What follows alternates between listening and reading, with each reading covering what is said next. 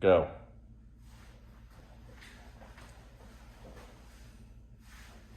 Hey folks, I'm Dane Harden with Western Masters Martial Arts here in Boynton Beach, Florida. This is the first time shooting here at the small private dojo at my house. So a big shout out to everybody up in Abingdon, Virginia. Tonight's video is really designed for my Tae Kwon Do folks up there. So Sophie, Kaylee, put your thinking caps on. This lesson's really for you guys. So one of the things that we talk about in Tae Kwon Do specifically is stances and posture.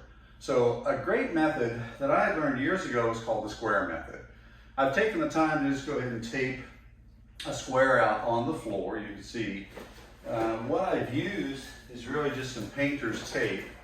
And what you want to do for instructors when you're doing this is take your shoulder width and add 2 to maybe 4 inches.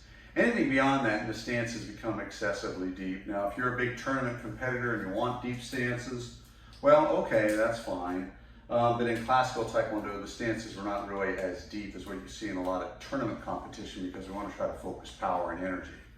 So typically, I'm going to pull a piece off that's about my shoulder width, maybe a little bit wider. I wouldn't go a whole lot wider than that because that just distorts the stances. Let me put this tape away. I'll sit over here by Bob. Bob has often been my training partner here in Florida. So if you take a look on the square method, if I stand with my feet just a few inches on the inside of the square, this is a natural stance. The Japanese might call this a shizentai. In Korean Taekwondo, this would be our classic Jhoon Rhee position. So when I go from this position to my feet just outside the corners of the square and bending my knees, I'm now in an appropriate horse stance position. So that's the first stance, the horse stance. So then, if you're teaching new students, the thing to do is to have the student put one foot on the inside aspect of one corner, the far foot on the outside aspect, and toes just on the corner. And now you'll notice that when that knee comes forward, the knee wants to be slightly over the big toe. Everything is centered on my center line. And we're going to talk about center line in just a little bit. This, if you were studying Japanese karate, would be a zenkutsudachi, front stance in Taekwondo. Most of my weight is about 70% front weight loaded, maybe 80% front weight loaded. So that's the first 2 stances, horse stance, front stance. Let's go back to our square. So we're teaching the student to try to understand proper foot placement for position. So now we'll talk about a back stance. If we have a student put their heel in the corner and run their foot along the back part of the square, and their front foot, again, toes right at the square at the corner, heel following the line, both legs are bent. I'm now in a tongo or a back stance, fixed stance.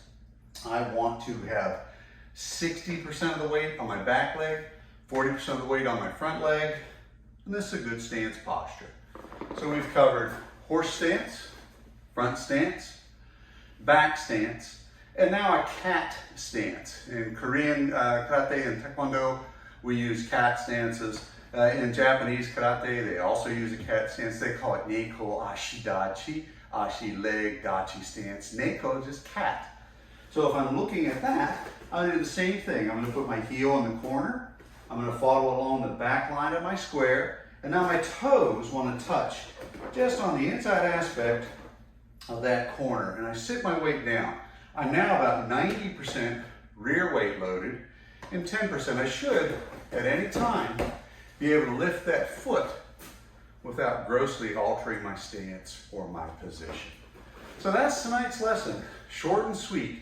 The square method, duct tape or paper tape on the floor, a little wider than your shoulders. Have your students review the 4 basic stances: horse stance, front stance, back stance, cat stance. Make sure that they understand weight displacement. Now, we mentioned before we're going to talk about center line. And so let me grab the tape from Bob and I'll show you a center line position.